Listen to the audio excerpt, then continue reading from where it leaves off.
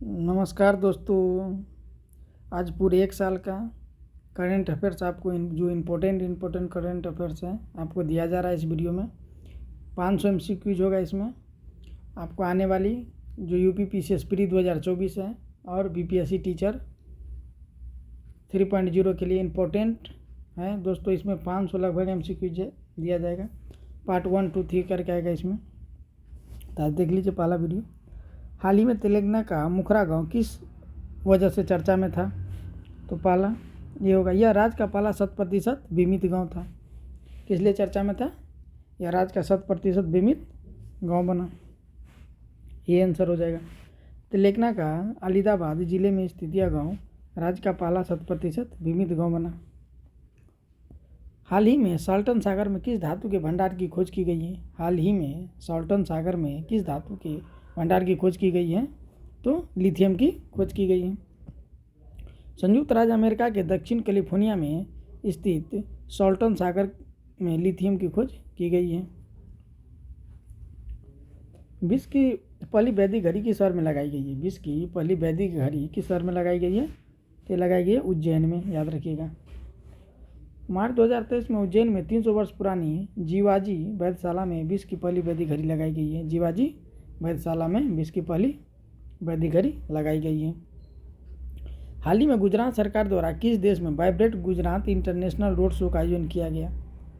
हाल ही में गुजरात सरकार द्वारा किस देश में vibrate Gujarat international road show का आयोजन किया गया था? तो संयुक्त राज्य अमेरिका, संयुक्त अरब अमीरात, सॉरी दोस्तों, संयुक्त अरब अमीरात। तो आप याद रखिएगा। गुजरात सरकार द्वारा संयुक्त अरब अमीरात के दुबई में वाइब्रेट गुजरात इंटरनेशनल शो का आयोजन नवंबर 2023 में किया गया था। तो याद रखिएगा। निम्नलिखित में कौन सा सही सुमेलित नहीं है? निम्नलिखित में से कौन सा सही सुमेलित नहीं है? तो डेगाना झारखंड में नहीं है। मतलब डेगाना झारखंड में नहीं है। देख लीजिए, डेगाना राजस्थान के नागौर जिले में स्थित है। डेगाना कहाँ है? यह राजस्थान के नागौर जिले में स्थित है, जहाँ हाल ही में लिथियम संसाधन की खोज की गई है। खोज की गई है। कोडाकल गांव तेलंगाना में देश के सबसे बड़ी निजी रेल कोच फैक्ट्री का उद्घाटन किया गया है यहाँ पे, इसलिए चर्चा में था। नवंबर 2023 में किस देश में सिलसिलेवार भूकंपों के बाद आपातकाल की स्थिति घोषित की गई है? मतलब सिलसिलेवार तरीके से लगातार मतलब भूकंप आ रहा था। तो किस देश में आ रहा था? तो आइसलैंड में आ रहा था। किस देश में आ रहा था? आइसलैंड में। तो देखिए, हाल ही में सिलसिलेवार भूकंपों के बाद आइसलैंड में आपातकाल की स्थिति की घोषणा कर दी गई है। भारत के किस राज्य में देश का पहला कार्बन न्यूट्रल गांव विकसित करने का निर्णय लिया गया? भारत में देश का पहला कार्बन न्यूट्रल गांव विकसित किए जाने का निर्णय लिया गया। कहाँ लिया गया? महाराष्ट्र में लिया गया है। हाल ही में कौन सा देश विश्व का सबसे बड़ा नार्को स्टेट बन गया है? हाल ही में कौन सा देश विश्व का सबसे बड़ा नार्को स्टेट बन गया है? तो सीरिया बन गया है। अगर दोस्तों आपको इसी तरीके से करंट का अगर वीडियो चाहिए तो आप ज़रूर कमेंट कीजिए और लाइक कीजिए, सब्सक्राइब और शेयर ज़रूर कीजिए वीडियो को अगर अच्छा लगता है।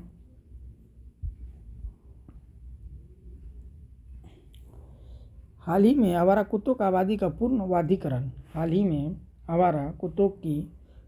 पूर्णवाधीकरण और टीकाकरण कराने वाला विश्व का पहला देश कौन बन गया है? तो भूटान बन गया है। देख लीजिए, हाल ही में भूटान आवारा कुत्तों का आबादी का पूर्णवाधीकरण और टीकाकरण करने वाला विश्व का पहला देश बन गया। कौन बन गया? भूटान। निम्नलिखित कथनों पर विचार करें। मैक्सिको में विश्व के दूसरे सबसे बड़े गहरे ज्ञात ब्लू व्हेल की खोज की गई है। सही है, की गई है। क्वेश्चन सही है। दूसरा, चीन हाइड्रोजन संचालित यात्री ट्रेनों की संचालन करने वाला एशिया का पहला देश बन गया है। सही है, ये भी सही है, ये भी सही है। संयुक्त राष्ट्र ने माली में अपने शांति मिशन को समाप्त करने की घोषणा की है। ये भी सही है। मोरक्को में विश्व बैंक की विकसित समिति की 108वीं पूर्ण बैठक हुई है। ये भी सही है। तो आंसर डी हो जाएगा। उपयुक्त में से सभी सही हैं। किस देश ने जून 2023 में विश्व के पहले डिजिटल सरकारी ब्रांड जारी करने की घोषणा की है? किस देश ने जून 2023 में विश्व के पहले डिजिटल सरकारी ब्रांड जारी करने की घोषणा की गई है? तो मिस्र की गई है। पूरे इम्पोर्टेंट क्वेश्चन लगे हैं दोस्तों इसमें। हाल ही में सुकृता पॉल कुमार को उनकी किस पुस्तक के लिए रविन्द्रनाथ टैगोर साहित्य पुरस्कार 2023 प्रदान किया गया है? तो B salt and pepper selected pure names. हाल ही में कौन सा अमेरिका शहर जातिगत भेदभाव पर प्रतिबंध लगाने वाला पहला अमेरिकी शहर बन गया है? मतलब आज जातिगत भेदभाव किया जाता था, इसके लिए प्रतिबंध लगा दिया है। तो सिएटल। कहाँ? सिएटल, याद रखिएगा। फरवरी 2023 में सिएटल अमेरिकी शहर जातिगत भेदभाव पर प्रतिबंध लगाने वाला पहला अमेरिकी शहर बन गया है। पहला अमेरिकी शहर बन गया है। किस उपन्यास ने इंटरनेशनल बुकर प्राइज 2023 जीता है? किस उपन्यास ने इंटरनेशनल बुकर प्राइज 2023 जीता है? किस उपन्यास ने? तो टाइम शेल्टर ने जीता है। टाइम शेल्टर ने। बल्गेशियाई लेखक जॉर्जी गोस्पोडिनोवा ने टाइम शेल्टर के लिए अंतर्राष्ट्रीय बुकर पुरस्कार जीता है। हाल ही में किसे 33वें व्यास सम्मान 2023 से सम्मानित किया गया है? हाल ही में किसे 33वें व्यास सम्मान से सम्मानित किया गया है? किसे? पुष्पा भारती को, याद रखिएगा, इंपॉर्टेंट क्वेश्चन है। 33वां व्यास सम्मान दिसंबर 2023 में के बिरला फाउंडेशन द्वारा हिंदी के प्रसिद्ध लेखिका पुष्पा भारती को दिया गया है। तो आप लोग इसको याद रखिएगा। हाल ही में किसे the GCB prize for literature 2023 से सम्मानित किया गया है? प्राइज 2023 सम्मानित किया गया, किसे किया गया है? पेरुमल मुरुगन को। किसे किया गया? पेरुगन मुरुगन को। The GCB prize for the literature 2023 प्रसिद्ध तमिल लेखक मुरुगन को प्रदान किए जाने की घोषणा की गई है। इंपॉर्टेंट क्वेश्चन है, याद रखिएगा। हाल ही में किसे राष्ट्रीय लता मंगेशकर अवार्ड 2022 से सम्मानित किया गया है? किसे किया गया है? तो उत्तम सिंह को। उत्तम सिंह को। बुकर पुरस्कार 2023 का विजेता कौन था? बुकर पुरस्कार 2023 का द पॉल लिच। कौन जीता है? पॉल लिच जीता है। निम्नलिखित में कौन सा सही सुमेलित नहीं है? तो साहित्य अकादमी युवा पुरस्कार 2023 ओम नारायण भार्गव ने नहीं जीता है, गलत है। ये भी सही है, ये भी सही है, ये भी सही है। 32वां सरस्वती सम्मान 2022 शिव शंकरी जीता है। कीर्ति चक्र 2023 दिलीप कुमार दास जीता है। शौर्य चक्र 2023 मेजर विजय वर्मा ने जीता है। तीनों सही है, ये गलत है। लाइफ टाइम अचीवमेंट के लिए राष्ट्रीय भूविज्ञान पुरस्कार 2022 डॉक्टर ओम नारायण भार्गव को दिया गया है। कौन सा सुमेलित नहीं है? तो सही सुमेलित नहीं है, तो डी होगा।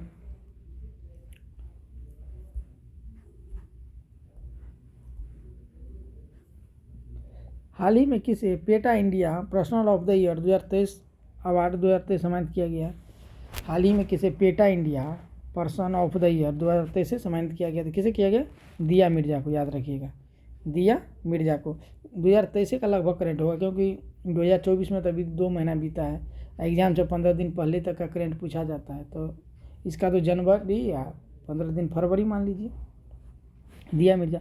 दिसंबर 2023 में बॉलीवुड अभिनेत्री दिया मिर्जा को PETA India person of the year award 2023 से सम्मानित किया गया है। Champion of the earth award किस संस्था द्वारा जारी किया जाता है? Champion of the earth award किस संस्था द्वारा जारी किया जाता है? तो UNEP द्वारा जारी किया जाता है। इसका देख लीजिए डिस्क्रिप्शन थोड़ा। संयुक्त राष्ट्र पर्यावरण कार्यक्रम UNEP ने अपने 2023 चैंपियन ऑफ द अर्थ की घोषणा की है, जो संयुक्त राष्ट्र UN का सर्वोच्च पर्यावरण सम्मान है, जो उन व्यक्तियों, समूह और संगठनों को मान्यता देता है जिसे कार्यों का पर्यावरण परिवर्तनकारी प्रभाव पड़ता है। जोसेफिना बेलमोटे फिलीपींस के UK स्थित एलेन मैकआर्थर फाउंडेशन, चिली के जोस मैनुअल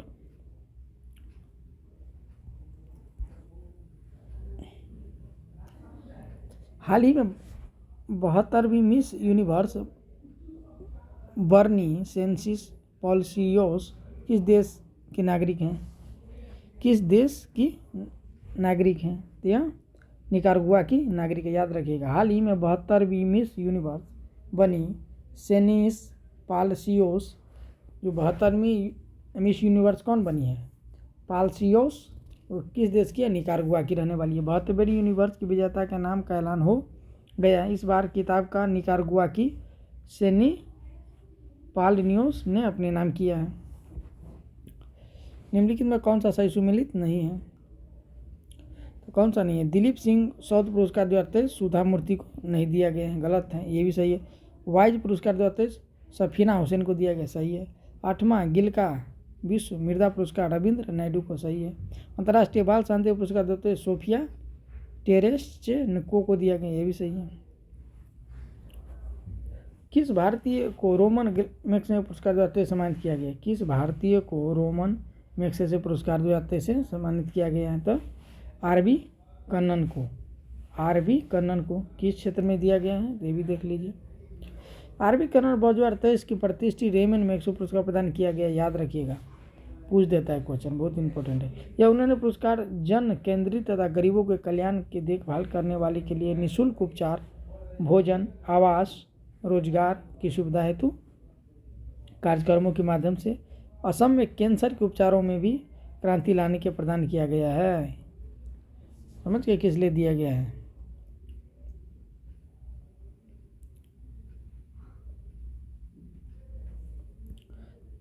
किसे 53वां Dada Saheb Phalke lifetime achievement award 2021 में सम्मानित किया गया है? कभी कभी 1-2 साल पीछे का भी क्वेश्चन पूछ दिया जाता है। तो वहीदा रहमान को दिया गया है। किसको? वहीदा रहमान को। किस फिल्म ने 68वां फिल्म फेयर अवार्ड 2023 जीता है? किस फिल्म ने 68वां फिल्म फेयर अवार्ड जीता है? तो गंगूबाई काठियावाड़ी ने। किसकी फिल्म थी? इसमें अभिनेत्री कौन थी? आलिया भट्ट। आलिया भट्ट, गंगूबाई काठियावाड़ी। 53वां Dada Saheb Phalke lifetime achievement award 2023 का अभिनेत्री वहीदा रहमान को दिया गया है, की गई है। 27 अप्रैल 2023 को घोषित 68वें फिल्म फेयर अवार्ड को गंगूबाई काठियावाड़ी सर्वश्रेष्ठ फिल्म के अवार्ड लिए दिया गया है। निम्नलिखित में कथनों पर विचार करें।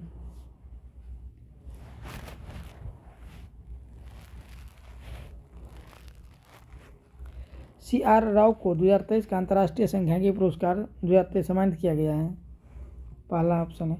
लुइस एक पेंट्री को 2023 का बुकर पुरस्कार सम्मानित किया गया है, सही है। एंड्रिया एडिलांडो को 2023 का स्कॉट होम वाटर पुरस्कार दिया गया, सही है। उत्तर सी हुआ केवल 3 सही है।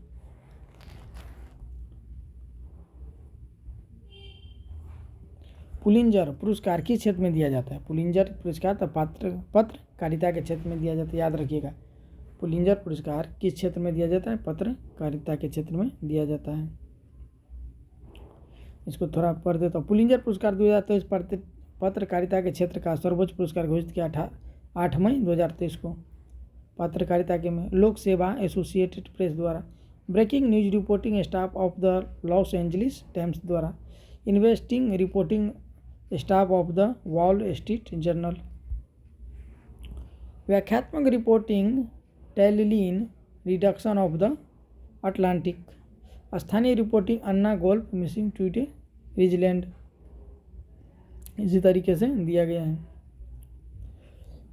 किस भारतीय फिल्म ने सर्वश्रेष्ठ फिल्म ड्रामा कैटेगरी में 81वां गोल्डन ग्लोबल पुरस्कार 2024 जीता है, याद रखिएगा, 2024 का है करंट। तो ओपेनहाइमर कौन जीता है? ओपेनहाइमर। किस फिल्म ने सर्वश्रेष्ठ फिल्म ड्रामा कैटेगरी में 51वां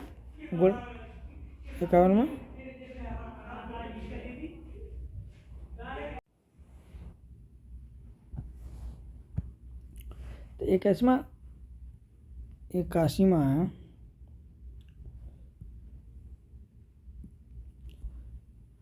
क्या हो गया? 81वां गोल्डन ग्लोब पुरस्कार 2024 कैलिफोर्निया में प्रदत्त किया गया 7 जनवरी 2024 को। सर्वश्रेष्ठ फिल्म ड्रामा ओपेनहाइमर, निर्देशक थे क्रिस्टोफर नोलन थे। सर्वश्रेष्ठ फिल्म था music of the comedian poor things, निर्देशक थे योगेश लेथिमोस। सर्वश्रेष्ठ अभिनेता थे drama Cillian Murphy, film Oppenheimer. सर्वश्रेष्ठ अभिनेत्री drama Lily Gladstone, film Killers of the Flower Moon. किस श्रेणी के लिए रॉकेटरी द नंबी इम्पैक्ट को 69वां राष्ट्रीय फिल्म पुरस्कार प्रदान किया गया है? तो सर्वश्रेष्ठ फीचर फिल्म के लिए दिया गया है इसको। सर्वश्रेष्ठ फीचर फिल्म के लिए। किस राज्य की विकसित भारत संकल्प यात्रा की शुरुआत प्रधानमंत्री मोदी द्वारा की गई है? किस राज्य में विकसित भारत संकल्प यात्रा की शुरुआत प्रधानमंत्री नरेंद्र मोदी द्वारा की गई है? तो झारखंड में। याद रखिएगा, विकसित भारत संकल्प यात्रा की शुरुआत प्रधानमंत्री नरेंद्र मोदी द्वारा झारखंड के खूंटी में 15 नवंबर 2023 को की गई है। गुजरात के कच्छ में स्थित दया पार परियोजना की क्षमता कितनी है? गुजरात के कच्छ में स्थित दया पार परियोजना की क्षमता कितनी है? तो 50 मेगावाट। 50 मेगावाट। हाल ही में चर्चा में रही नेटवार मेमोरी जल विद्युत परियोजना किस नदी पर स्थित है?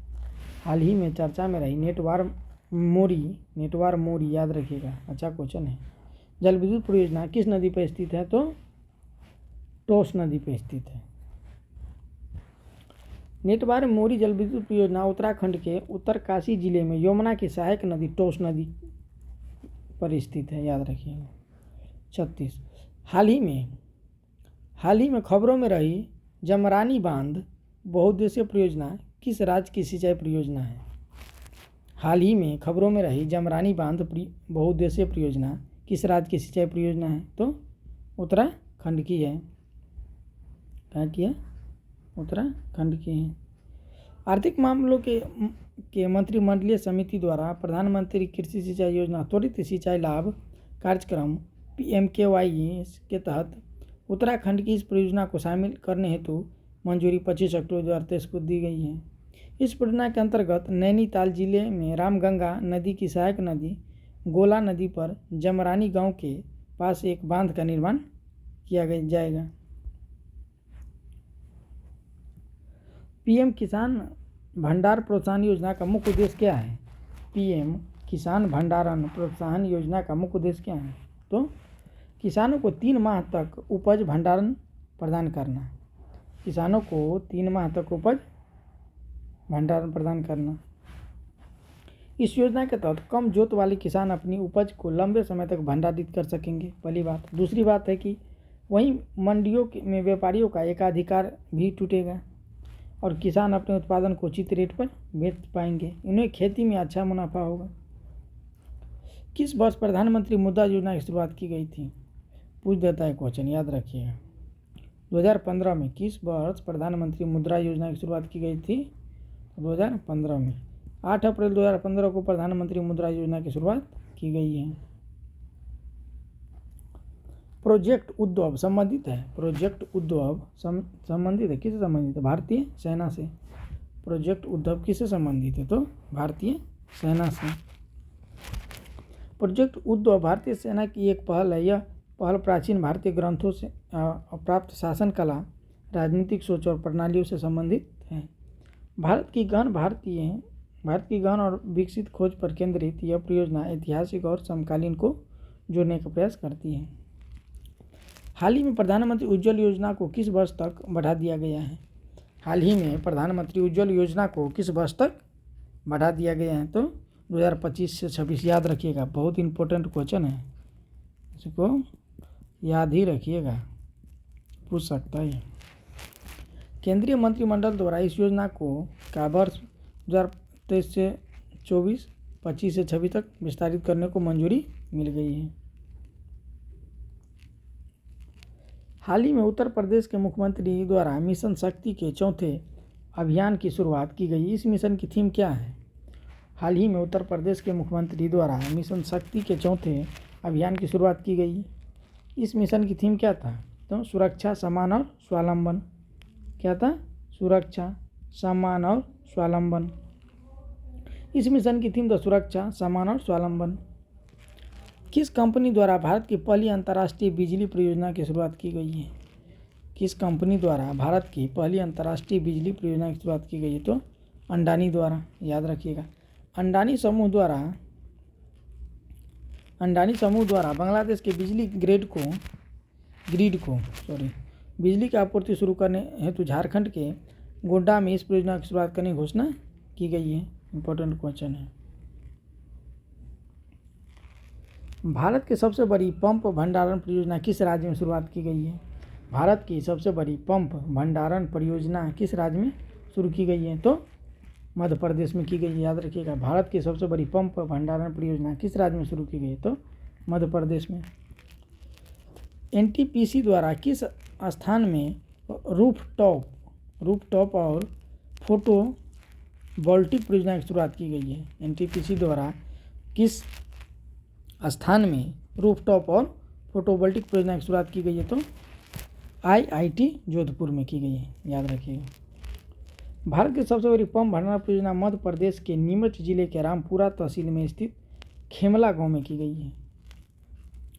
इसमें देख लीजिएगा, जून 2023 में एनटीपीसी विद्युत व्यापार निगम लिमिटेड द्वारा आईआईटी जोधपुर में रूफटॉप और फोटोवोल्टिक परियोजना की शुरुआत की गई है। मई 2023 में अटल भूजल योजना को किस वर्ष तक बढ़ा दिया गया है? मई 2023 में अटल भूजल योजना को किस वर्ष तक बढ़ा दिया गया है? तो याद रखिएगा 2027 तक। इंपॉर्टेंट क्वेश्चन है, इसको तो याद ही कर लीजिएगा। केंद्रीय क्षेत्र की इस जल विद्युत परियोजना को अपनी मूल वर्ष 2025 से समाप्ति तिथि को अंतिम 2 वर्षों तक 2017 बढ़ाने का निर्णय मई 2023 में लिया गया है। जल शक्ति मंत्रालय द्वारा क्रियान्वित इस योजना का प्रमुख उद्देश्य 7 राज्य गुजरात, हरियाणा, कर्नाटक, मध्य प्रदेश, महाराष्ट्र, राजस्थान, उत्तर प्रदेश में चुनिंदा जल संकट क्षेत्रों में भूजल संसाधनों के प्रबंधन हेतु सुधार करना है। दोस्तों, करंट को अच्छे से पढ़ना है, तभी क्या कि 30 से 35 क्वेश्चन करंट में पूछा जाता है। यूपीपीसीएसपी जो होने वाला है, बिहार टीचर का एग्जाम है, जितने भी एग्जाम होता है आजकल करंट का तो बोलबाला ही है। अच्छा खासा करंट का क्वेश्चन पूछा जाता है। मिशन शक्ति 2023 किन 2 देशों के बीच संयुक्त सैन्य अभ्यास है? मिशन शक्ति 2023 किन 2 देशों के बीच संयुक्त सैन्य अभ्यास है? तो याद रखिएगा, भारत और श्रीलंका। मिशन शक्ति 2023 का आयोजन भारत और श्रीलंका के बीच औध महाराष्ट्र में आयोजित किया गया था। ये भी पूछ सकते हैं कहाँ आयोजित किया गया है, तो औध महाराष्ट्र में।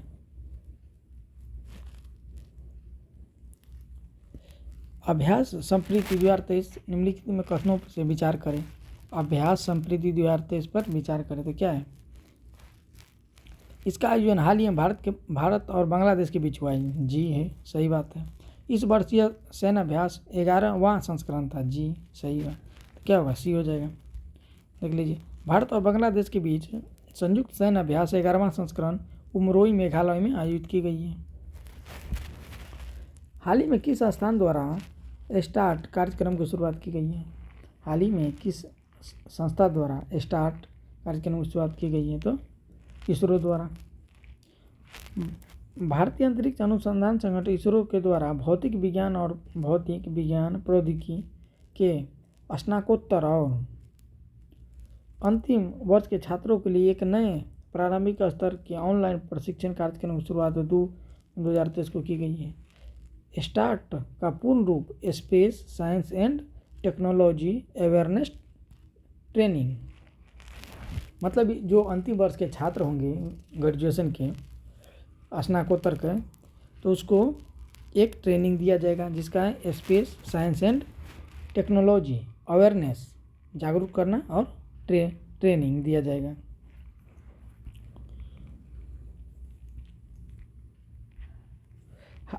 अभ्यास प्रस्थान 2023 का आयोजन किस भारतीय शहर में किया गया है? अभ्यास प्रस्थान 2023 का आयोजन किस शहर में किया गया है? तो मुंबई में किया गया है। भारतीय नौसेना द्वारा मुंबई में अभ्यास प्रस्थान का आयोजन दिसंबर 2023 में किया गया है। हाल ही में ऑपरेशन वरुण 2023 का आयोजन किस देशों के बीच किया गया है? हाल ही में ऑपरेशन वरुण 2023 का आयोजन किन देशों के बीच किया गया है? तो भारत और यमन के बीच किया गया। याद रखिएगा, अच्छा क्वेश्चन है। भारत और फ्रांस की नौसेना के बीच द्विपक्षीय नौसैनिक अभ्यास 21वें संस्करण का दूसरा चरण अरब सागर में आयोजित किया गया है। भारत और यमन के बीच।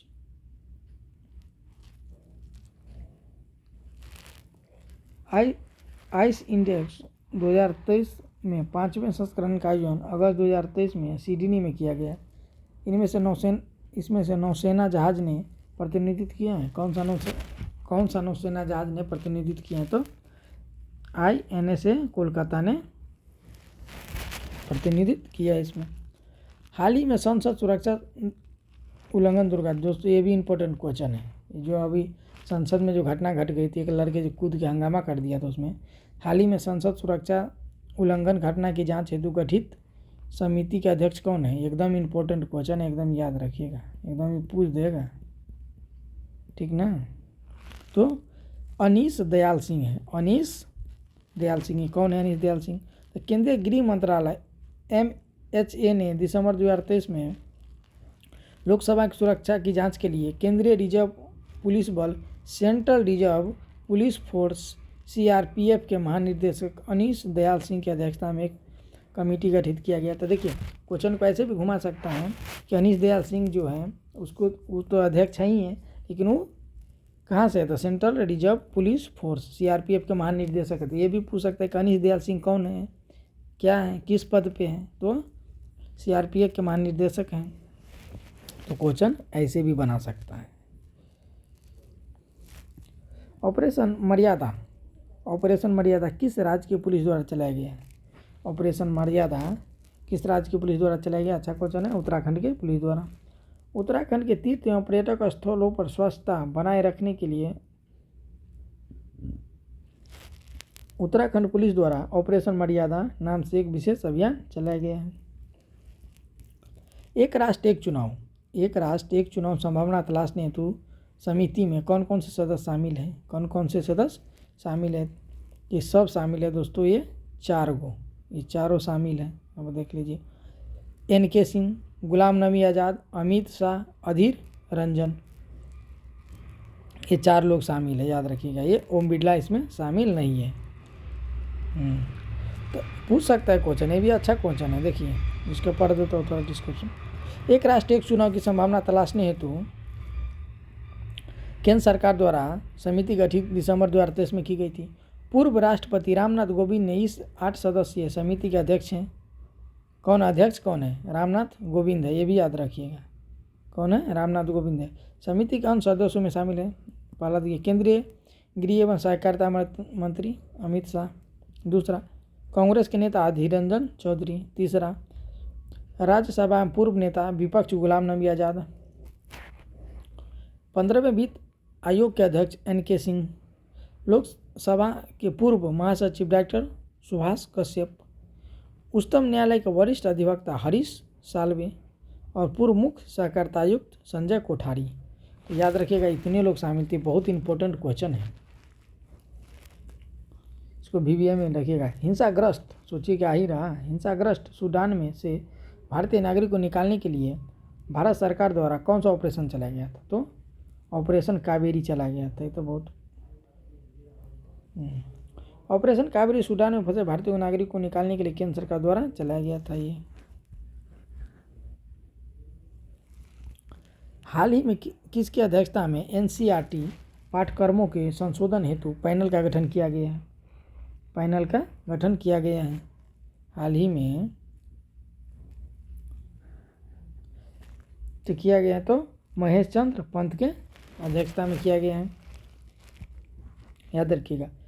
महेश चंद्र पंत 19 संसदीय समिति के अध्यक्ष बनाए गए हैं। वह national institute of the education and planning and administration के चांसलर हैं। समिति के सह अध्यक्षता प्रिंसटन यूनिवर्सिटी के प्रोफेसर मर्जुन भार्गव को सौंपी गई है। तो याद रखिएगा कौन है? अध्यक्षता किसकी को दिया? महेश चंद्र पंत को दिया गया। NCERT पाठ्यक्रमों के संशोधन हेतु अध्यक्षता महेश चंद्र पंत को दिया गया। अच्छा क्वेश्चन है, पूछ सकता है। इंडस फूड एक्सपो 2023 में कहाँ आयोजित किया गया? इंडस फूड एक्सपो 2023 कहाँ आयोजित किया गया है? तो ग्रेटर नोएडा में किया गया। Indus Food Expo 2023 Greater Noida Uttar Pradesh में आयोजित किया गया है। दिसंबर 2023 में अंतर्राष्ट्रीय गीता महोत्सव कहाँ किया गया है? दिसंबर 2023 में अंतर्राष्ट्रीय गीता महोत्सव का आयोजन कहाँ किया गया है? तो कुरुक्षेत्र में किया गया है। अंतर्राष्ट्रीय गीता महोत्सव 2023 का आयोजन कुरुक्षेत्र हरियाणा में दिसंबर 2023 में आयोजित किया गया है। विचार करें, निम्नलिखित कथनों पर विचार करें। वे विधि आयोग के कार्यकाल को 2026 तक बढ़ा दिया गया है। नहीं। इसके अध्यक्ष न्यायमूर्ति ऋतुराज अवस्थी हैं। सही है। कौन होगा? बी हो जाए, केवल दूसरा होगा। 22वें विधि आयोग के कार्यकाल को 31 अगस्त 2024 तक बढ़ा दिया गया है। इसके अध्यक्ष न्यायमूर्ति ऋतुराज अवस्थी थे। 2026 तक नहीं बढ़ाया गया तो गलत होगा, 2024 तक बढ़ाया गया तो याद रखिएगा। तीसरा, ग्लोबल बायो इंडिया 2023 का मुख्य विषय क्या था? तीसरा, ग्लोबल बायो इंडिया 2023 का मुख्य विषय क्या था? तो bio innovation and bio manufacturing, bio innovation and bio manufacturing. Global bio India 2023 कार्यक्रम में बायोटेक स्टार्टअप द्वारा विकसित 29 नए उत्पाद लॉन्च किए गए, जिसका मुख्य विषय था bio innovation and bio manufacturing. हाल ही में मध्य प्रदेश सरकार ने किस दिवस को तबादला दिवस मनाए जाने की घोषणा की है? हाल ही में मध्य प्रदेश सरकार ने किस दिवस को तबादला दिवस मनाए जाने की घोषणा की है? तो 25 दिसंबर को। हाल ही में मध्य प्रदेश के मुख्यमंत्री 25 दिसंबर को तबादला दिवस के रूप में मनाए जाने की घोषणा भी की है। हाल ही में 5वां वैश्विक आयुर्वेद महोत्सव 2023 कहाँ आयोजित किया गया है? हाल ही में 5वां वैश्विक आयुर्वेद महोत्सव 2023 कहाँ आयोजित किया गया है? तो ये केरल में किया गया। 5वां वैश्विक आयुर्वेद महोत्सव 2023 तिरुवनंतपुरम केरल में आयोजित किया गया है। 26 नवंबर 2023 में हेम फेस्ट इंडिया 2023 का आयोजन किया गया है। नवंबर 2023 में हेम फेस्ट इंडिया 2023 का आयोजन किया गया। कहाँ किया गया? अहमदाबाद में। संचार सूचना प्रौद्योगिकी मंत्रालय भारत सरकार द्वारा साइंस सिटी अहमदाबाद गुजरात में हेम फेस्ट इंडिया 2023 का आयोजन किया गया है। नवंबर 2023 में भारत में आयोजित दूसरे वर्ल्ड फूड इंडिया 2023 का ब्रांड शुभंकर क्या था?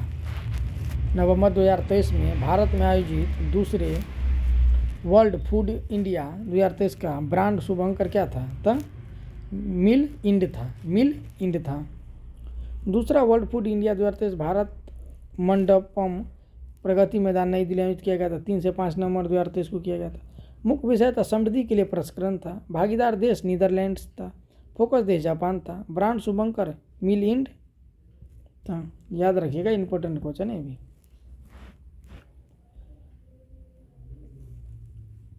जनवरी 2024 में भारत अंतर्राष्ट्रीय विज्ञान महोत्सव के किस संस्करण का आयोजन फरीदाबाद हरियाणा में किया गया? जनवरी 2024 में भारत अंतर्राष्ट्रीय विज्ञान महोत्सव के किस संस्करण का आयोजन फरीदाबाद हरियाणा में किया गया था? तो नामा संस्करण था, ये याद रखिएगा।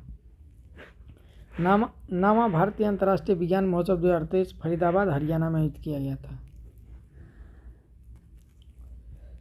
अक्टूबर नवंबर 2023 में दूसरा सरस आजीविका मेला 2023 कहाँ आयोजित किया गया था?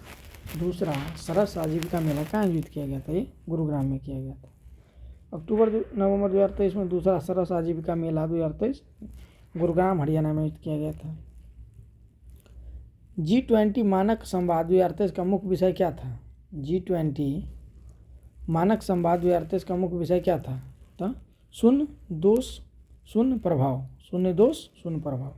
भारत की G20 अध्यक्षता के तहत भारत मंडपम जो बना था, आप लोगों को याद होगा, जो बना था भारत मंडपम प्रगति मैदान नई दिल्ली में आयोजित किया गया था। इसका मुख्य विषय था शून्य दोष शून्य प्रभाव।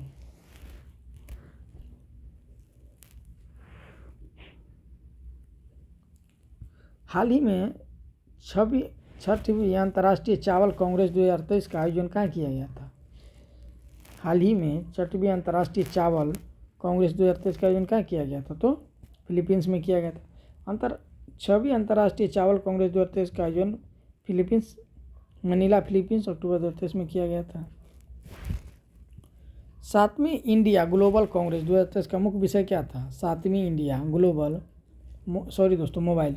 सातवीं इंडिया मोबाइल कांग्रेस 2023 का मुख्य विषय क्या था? तो वैश्विक डिजिटल नवाचार। क्या था? वैश्विक डिजिटल नवाचार।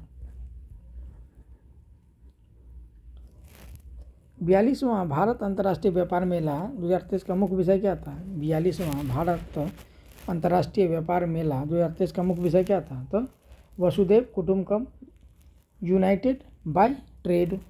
वसुधैव कुटुंबकम यूनाइटेड बाय ट्रेड।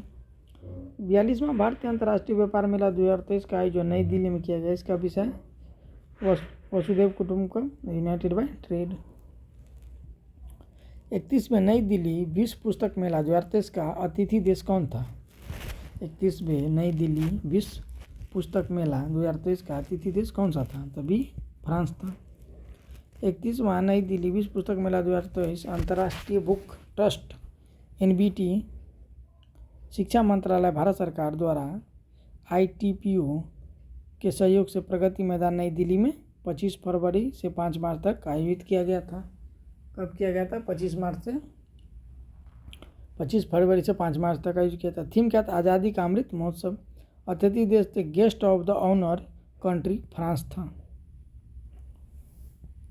तीसरे विश्व हिंदू कांग्रेस 2023 का मुख्य विषय क्या था? तीसरे विश्व हिंदू कांग्रेस 2023 का मुख्य विषय क्या था? तो जयस्य आयतनम धर्म। जयस्य आयतनम धर्म।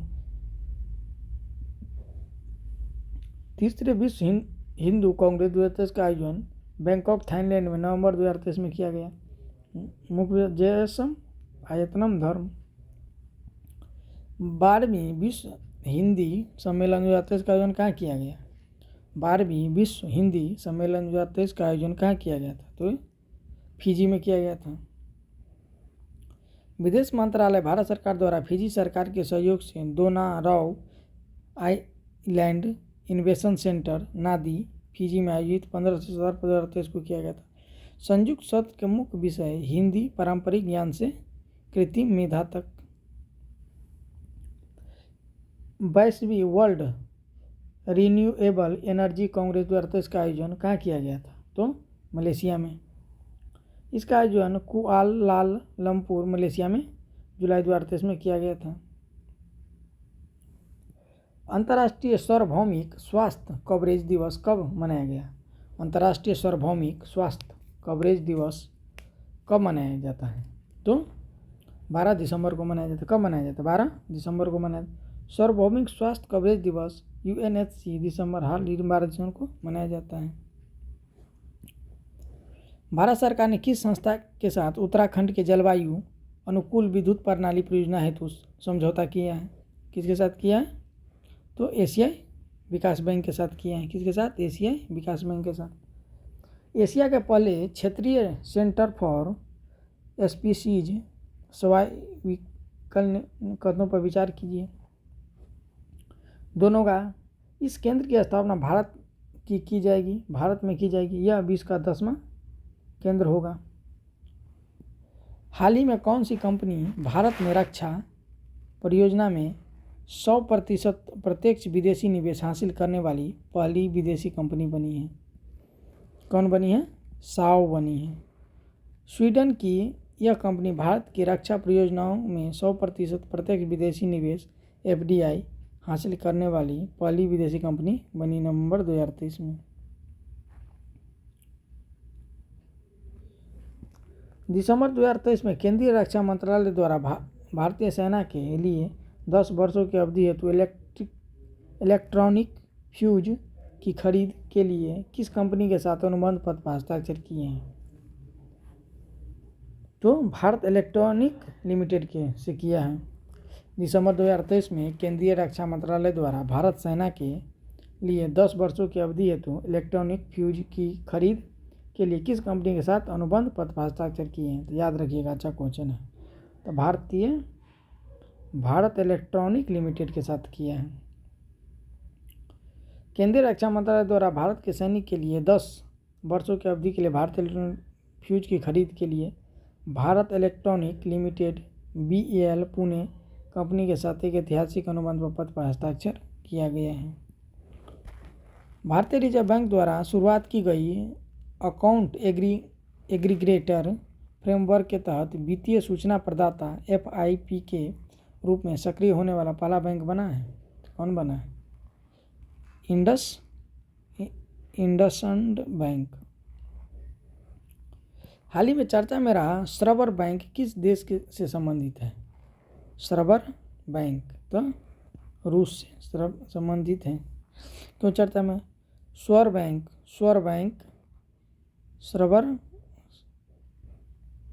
सर्वर बैंक श्रेणी विदेशी पोर्टफोलियो FPI लाइसेंस के लिए FPI निवेशक के रूप में भारतीय प्रतिभूति और विनिमय बोर्ड सेबी के साथ पंजीकरण कराने वाला पहला रूसी बैंक बना। याद रखिएगा, ये भी इम्पोर्टेंट क्वेश्चन है, पूछ सकता है। UPPCS 17 मार्च 2024 को। RO का एग्जाम तो रद्द हो गया दोस्तों, तैयारी कीजिए फिर से। हम हाल ही में मनाए गए 8वें आयुर्वेद दिवस का मुख्य विषय क्या था? हाल ही में मनाए गए 8वें आयुर्वेद दिवस का मुख्य विषय क्या था? तो एक स्वास्थ्य के लिए आयुर्वेद। 10 नवंबर को मनाए गए 8वें आयुर्वेद दिवस का मुख्य विषय स्वास्थ्य के लिए आयुर्वेद था।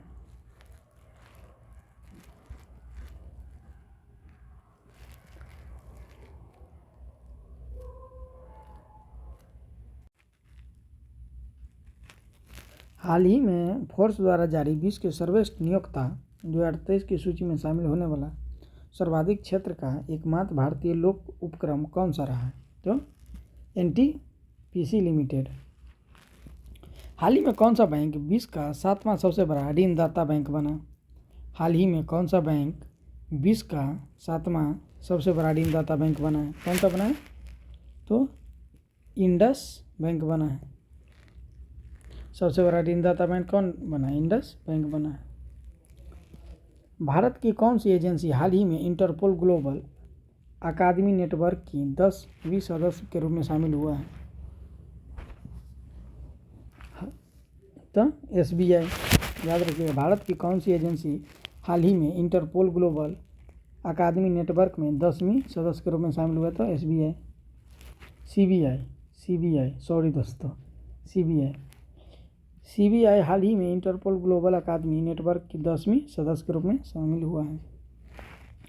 हाल ही में Nehru memorial and library society का नाम परिवर्तित किया गया, इसका नया नाम क्या होगा? तो प्रधानमंत्री संग्रहालय और लाइब्रेरी सोसाइटी इसका नाम होगा। याद रखिएगा, अच्छा VBA क्वेश्चन है, पूछ सकता है। क्या है? हाल ही में Nehru memorial and library society का नाम परिवर्तित किया गया, इसका नाम क्या होगा? तो होगा प्रधानमंत्री संग्रहालय और library society. Nehru memorial museum and library का नाम अब आधिकारिक रूप से बदलकर प्रधानमंत्री संग्रहालय और लाइब्रेरी सोसाइटी कर दिया गया। याद रखिएगा। हाल ही में कौन सा केंद्रीय सार्वजनिक क्षेत्र उपक्रम Asia transition finance study group ATFSG में शामिल होने के लिए भारत का पहला सदस्य बन गया? होने वाला भारत का पहला सदस्य बना है? तो पावर फाइनेंस कॉर्पोरेशन लिमिटेड। जून 2023 में जारी ब्रांड फाइनेंस इंडिया 100 रिपोर्ट में शीर्ष 5 सबसे मूल्यवान ब्रांड कौन शामिल नहीं है? तो अंडानी शामिल नहीं है। हाल ही में कौन सी airlines sustainable aviation fuel SAF का इस्तेमाल करके एक विमान पर वाणिज्यिक घरेलू उड़ान संचालित करने वाली पहली भारतीय एयरलाइन बनी है? कौन बन गई है?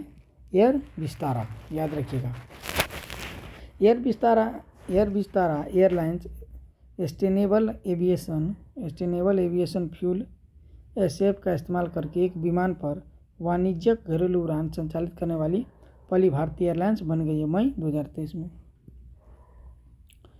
हाल ही में बिहार विधान परिषद द्वारा पारित बिहार पदों एवं सेवाओं की रिक्तियों में आरक्षण अनुसूचित जाति, अनुसूचित जनजाति एवं अन्य पिछड़ा वर्गों के लिए संशोधन अधिनियम 2023 के द्वारा बिहार में जातिगत आरक्षण को कितने % बढ़ाने का प्रावधान किया गया है? तो B 65%। बहुत इंपॉर्टेंट क्वेश्चन है दोस्तों, इसको भी आप याद रखिएगा। जो बिहार में जातीय जनगणना किया था, जो खास करके बिहार के लोग हैं जो बीपीएससी देने जा रहे हैं उसको तो एकदम याद रखिएगा इसको। जो बिहार टीचर का एग्ज़ाम देने जा रहे हैं अभी, वो भी याद रखिएगा। कहीं तो करेंट है, कहीं भी पूछ सकता है, लेकिन बिहार के जो स्टूडेंट है वो खास करके याद रखिएगा, क्योंकि बिहार से जुड़ा हुआ क्वेश्चन है, तो बीपीएससी में पूछ सकता है। और बीपीएससी टीचर 3.0, बीपीएससी टीचर 3.0 में, तो इसमें ये क्वेश्चन पूछ सकता है। देखिए, इस संशोधन के विधायक में जातिगत आरक्षण को 50% से बढ़ाकर 65% करने का प्रावधान किया गया है। इसमें अनुसूचित जातियाँ 20%, अनुसूचित जनजातियाँ 2%, अन्य पिछड़ा वर्ग 25% तथा अन्य पिछड़ा वर्ग 25% और पिछड़ा वर्ग को 18% आरक्षण का प्रावधान किया गया है। समझ गए? किसको किसको कितना दिया गया, ये अलग अलग करके भी पूछ सकता है कि किसको कितना दिया है, जैसे पिछड़ा वर्ग को कितना दिया गया, अन्य पिछड़ा वर्ग को कितना दिया गया है। हाल ही में पारित मुख्य निर्वाचन आयुक्त और अन्य निर्वाचन आयुक्त सेवा शर्तों और पदावधि विधेयक 2023 के अनुसार चयन समिति में कौन सा सदस्य अध्यक्ष के रूप में शामिल नहीं होंगे? तो इसमें राष्ट्रपति शामिल नहीं होंगे।